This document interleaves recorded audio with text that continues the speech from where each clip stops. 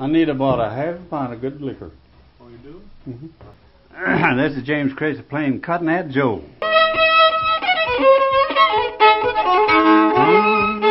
Where did he come from? Where did he go? To shoot him out of bend, that Cotton Hat Joe. It's that classic song about a mysterious, charming man who steals the narrator's fiancée, leaving him heartbroken, lamenting how he'd been married a long time ago, if not for Joe. We tried playing this tune once at my local jam, and within a couple of seconds, the wheels just came off and it kind of crashed.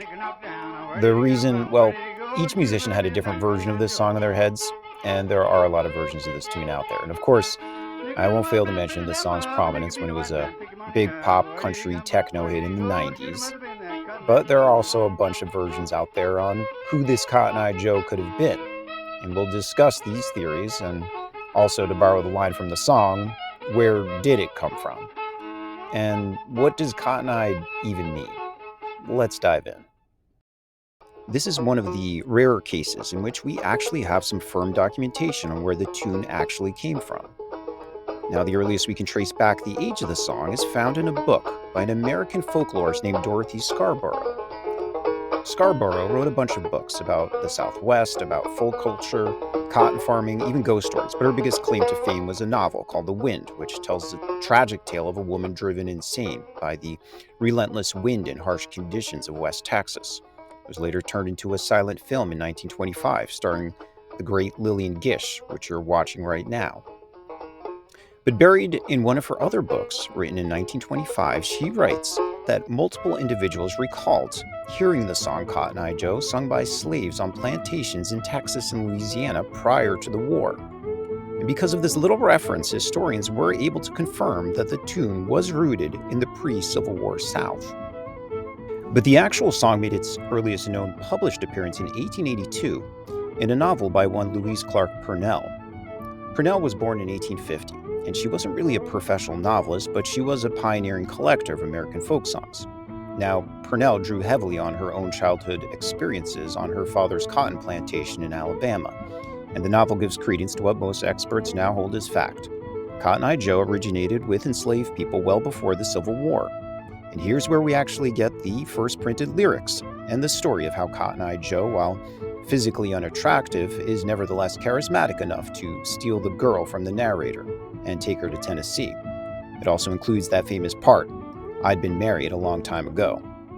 Now, while this book was popular in its time, she never wrote a major follow-up novel. She just kind of faded from public literary life. But she does leave us with this valuable contribution to music history. Now, we may not know exactly when or where the song was born, but it spread quickly throughout the South, becoming especially a square dance staple. By 1884, the Fireman's Magazine had already dubbed the tune by this time as an old familiar air. Fast forward now to the beginning of 1927. See, by this time the song, though popular, had never actually been commercially recorded. Who made the first album? Two different bands would actually race to make that first ever recording in that same year. You're listening right now to one of them, the Dykes Magic City Trio, named after the city, Kingsport, Tennessee, which had exploded so rapidly in population in the 20s, was given that magical nickname. Now, the leader of the band, John Dykes, was a former coal miner, and he was actually the only member from Kingsport. The other members hail from Virginia. And for our auto harp fans out there, that's Myrtle Porter Vermillion on auto harp, keeping up the rhythm section. The other band in the race was led by a man known as Fiddlin John Carson. He was a legend in the South long before he even made a record. Carson had a lively career. He worked as a racehorse jockey in his teens, he labored for 2 decades in cotton mills, and he was briefly jailed for moonshining. According to one legend, he struck a deal with the local sheriff to win a fiddler's contest for his freedom, a contest he won and kept winning for years afterward. He was a colorful character who would sometimes bring his fiddle to contests in a flour sack or train his hound dog, Old Trail, to sing along to his playing. You're listening to Carson's recording right now. Now, it's hard to pinpoint the exact release dates of the two bands, but most music historians give the honors to Dykes for releasing the first ever recording of this tune some weeks or perhaps just some days before Carson. And for the honor of cutting the first ever recording of this tune, well, Dykes was paid a one-time flat fee of $50. Now, many recordings would follow after these first two sessions, and the tune then spread like wildfire throughout the country until it just became fully integrated into the repertoire of old-time string bands, primarily used as a square dance hoedown.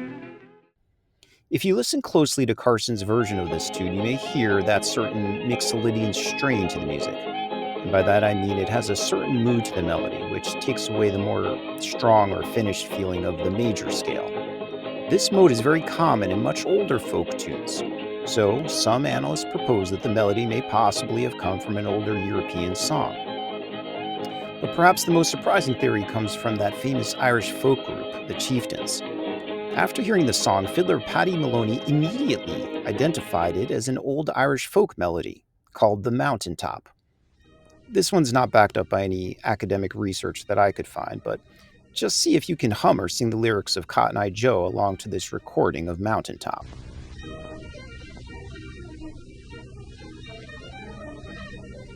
The truth is likely some sort of a fusion of a very old melodic structure that was transported, mixed with African rhythmic sensibilities, and then adapted to the fiddle. The identity of the character Cotton Eye Joe is perhaps the biggest mystery, and the term cotton-eyed has several possibilities. This is the most common theory. Cotton-eyed could refer to someone whose eyes were milky white due to a medical condition like cataracts, trachoma, glaucoma, or even syphilis, diseases that were common and often untreated at the time. With this disease, the eyes could appear as white as a tuft of cotton. Others believe it meant someone who was drunk on moonshine or had been blinded by drinking wood alcohol, making their eyes appear blurry or white.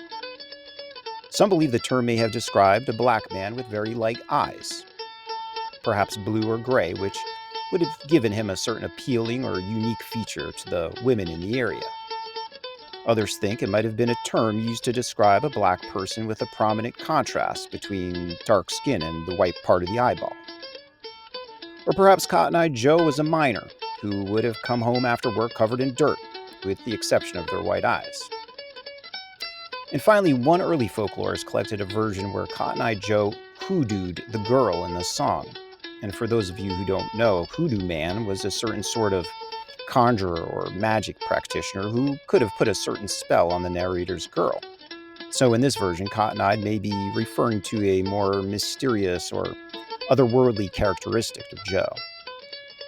In any case, what can be certain is that the original song portrays Joe as a charismatic, physically unremarkable man, but nonetheless a character who is a notorious ladies' man and a general menace to the local population. But regardless of the mystery surrounding the name, what's clear is that, like most old-time fiddle tunes, what makes it so fascinating is its simplicity and its richness. It's a great dance tune, and at the same time it's also a lament of lost love and an echo of the Old South, all wrapped up in a few simple fiddle phrases.